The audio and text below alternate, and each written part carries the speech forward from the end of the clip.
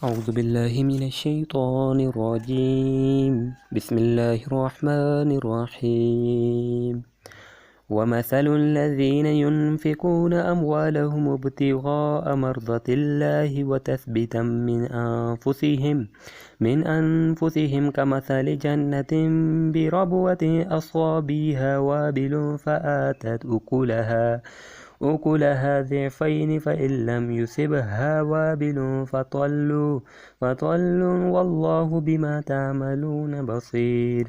أيود أحدكم أن تكون له جنة من نخيل وأعناب تجري من تحتها الأنهار له فيها من كل الثمرات وأصابه الكبر وله ذرية ضعفاء فأصابها إعصار فيه نار فاحترقت. كذلك يبين الله لكم الآيات لعلكم تتفكرون.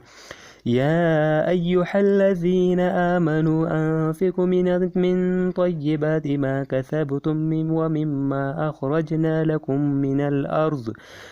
من الأرض ولا تيمموا الخبيث منه تنفقون ولستم بآخذيه إلا أن تغمضوا فيه واعلموا أن الله غني حميد.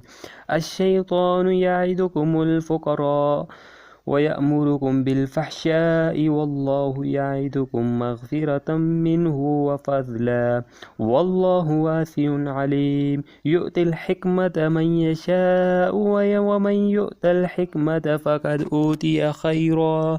فقد أوتي خيرا كثيرا وما يذكر إلا أولو الألباب.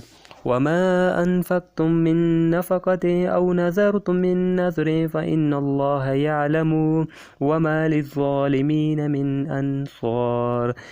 إن تبدوا الصدقات فنعما هي وإن تخفوها وتؤتوها الفقراء فهو خير لكم ويكفر عنكم من سيئاتكم والله بما تعملون خبير. ليس عليك هداهم ولكن الله يهدي من يشاء وما تنفق من خير فلأنفسكم وما تنفقون إلا ابتغاء وجه الله وما تنفق من خير يوفى إليكم وأنتم لا تظلمون.